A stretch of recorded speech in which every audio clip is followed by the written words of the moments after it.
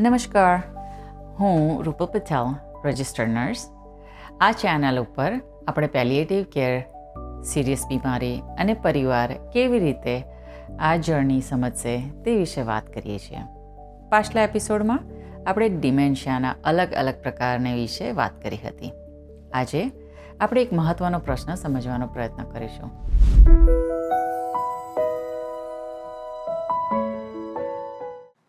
શું મારું Priyajan palliative care માટે લાયક છે?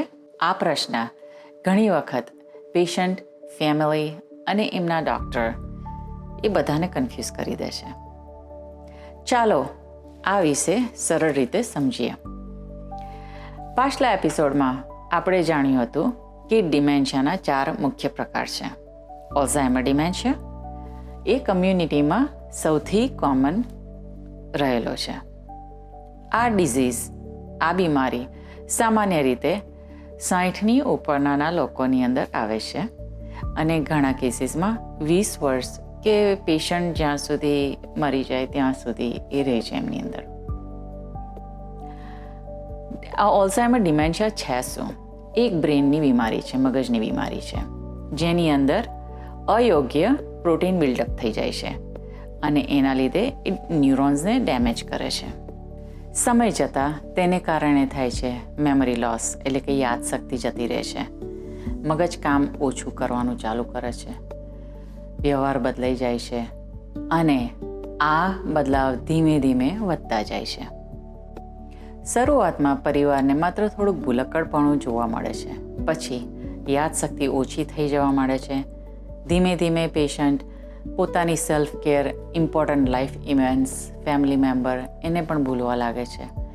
એમને એક સમય એવો આવે છે જ્યારે પેશન્ટને પોતાનું અથવા આસપાસ શું થઈ રહ્યું છે એ સમજી શકતું નથી. હું ઘણીવાર કહું છું, આ જે બીમારી છે તે પેશન્ટને લૂંટી લે છે.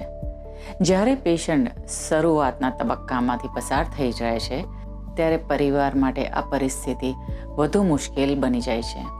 પરિવાર સુરક્ષા વિશે વિચારવા લાગે છે, પરંતુ ઘણી વખત પેશન્ટ પોતે બીમારી અપનાવી શકતું નથી, કારણ કે ડિઝીઝ પેશન્ટને સમજવાની શક્તિ લઈ લે છે, એની પાસેથી એ શક્તિ લઈ લે છે. એટલે યાદ રાખવું મહત્ત્વનું છે કે આ તેમની ભૂલ નથી. ફરી કહું છું, પેશન્ટ લૂંટાઈ ગયો છે.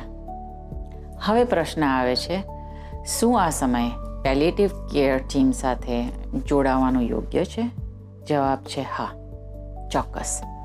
પેલિએટિવ કેર ટીમ આવીને પેશન્ટને તપાસ કરશે અને ઘણા સિમ્ટમ્સ જે એના બીમારીના લીધે છે એને મેનેજ કરવામાં તમારી મદદ કરી શકે છે. એક ઉદાહરણ આપું છું. પેશન્ટ પાણી ઓછું પીતા હોવાથી યુરિનરી ટ્રેક ઇન્ફેક્શન થાય છે. સો પેલિએટિવ કેર ટીમ તે વખતે આવીને તમને દવા લખી આપી શકે છે. પેશન્ટને ડૉક્ટરની પાસે એમની ઓફિસમાં જવાની જરૂર પડતી નથી. પેશન્ટ જમવાનું ભૂલી જાય છે ત્યારે ન્યુટ્રિશનલ અસેસમેન્ટ કરીને બ્લડ ચેક કરે છે, ફેમિલીને ગાઈડ કરી શકે છે કે ખોરાકમાં શું બદલવાની જરૂર છે. એટલે પેલિએટિવ કેર ટીમ આવીને એ ન્યુટ્રિશનલ અસેસમેન્ટ કરી અને પેશન્ટને કમજોર બની જાય એ પહેલાં ફેમિલીને ગાઈડ કરે છે. મેડિકેશન્સ સમયસર લેવાની તે માટેનું ગાઈડન્સ આપે છે. ધારો કે દવા 3 વાર દિવસમાં લેવાની હોય તો એની જગ્યાએ 2 વાર લઈ શકાય છે. એ એમના પ્રાઇમરી કેર ડૉક્ટરની સાથે એ લોકો મળીને એનું ગોઠવણ કરે છે. પેશન્ટ ઘણીવાર દવા મોઢામાં ભરી રાખે છે, તો પેલિએટિવ કેર ટીમ એ તમને શીખવાડે છે કે કેવી રીતે ચેક કરવાનું કે દવા મોઢામાં ભરી રાખી છે કે પછી એ એકચ્યુઅલી ઉતારી ગયા છે, લઈ લીધી છે. અને ફેમિલીને કમ્યુનિટી રિસોર્સિસ વિશે માર્ગદર્શન આપે છે. ધારો કે હોમ હેલ્થ સર્વિસીસ હોય, પ્રાઇવેટ કેરગીવર હોય, અસિસ્ટેડ લિવિંગ હોય જેમાં ડિમેન્શિયાના સ્પેશિયલ યુનિટ હોય છે, નર્સિંગ હોમ હોય છે જેમાં આ ડિમેન્શિયાના અગેન સ્પેશિયલ યુનિટ હોય છે. તો આ બધી જાણકારી તમને પેલિએટિવ કેર ટીમના જે ખાસ માણસો હોય છે એ આવીને તમને આપે છે. બીજા ડિમેન્શિયા પ્રોગ્રામ એવા છે કે જે દિવસ દરમિયાન તમે પેશન્ટને ત્યાં મૂકી શકો છો, લાઈક અડલ્ટ ડે કેર, અને એમાં ફેમિલીને થોડી રાહત થાય છે કારણ કે કોઈ ધ્યાન રાખનાર હોય છે. આ ડિઝીઝ માત્ર પેશન્ટને નહીં પરંતુ ફેમિલીને પણ અસર કરે છે.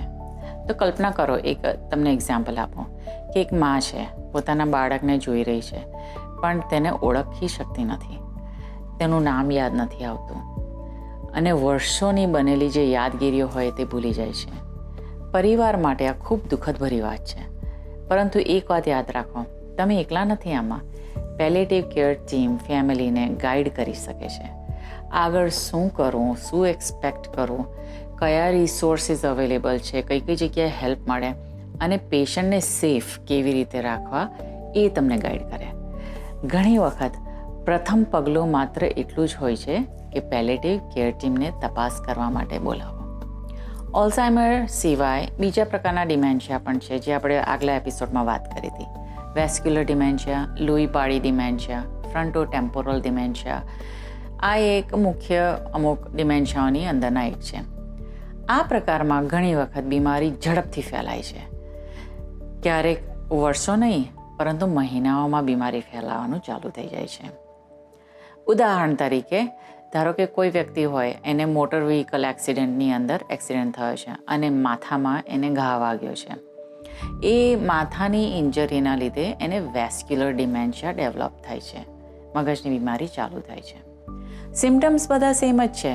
ભૂલી જવાનું, યાદશક્તિ ઓછી રહે, સમજણ ના પડે, અને મગજ ઓછું ચાલે, નાની નાની બાબતમાં એકદમ ગરમ થઈ જાય,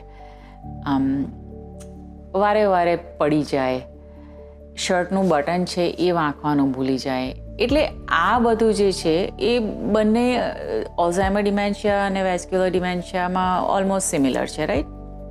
પણ આ ઝડપથી વધે છે. ઓલ્ઝાઇમર ડિમેન્શિયામાં તમને મહિનાઓ, વર્ષો લાગી જાય, જ્યારે આની અંદર ઝડપથી બીમારી વધીને મહિનાઓની અંદર તો એ શરૂઆતના તબક્કામાંથી છેલ્લા તબક્કામાં પહોંચી જાય છે. અને કારણ કે બીમારી ઝડપથી આગળ વધે છે, પેલિએટિવ કેરની તમને જરૂર પણ બહુ વહેલી પડી શકે છે, પહેલાં જેવું નથી, રાઈટ? હવે આપણે આગલા એપિસોડમાં જોઈશું કે બીજી કઈ કઈ બીમારીઓ એવી છે કે જેની પેલિએટિવ કેર ટીમ મદદરૂપ બની શકે છે. તો આજનો એપિસોડ જોવા માટે ધન્યવાદ. Thank you.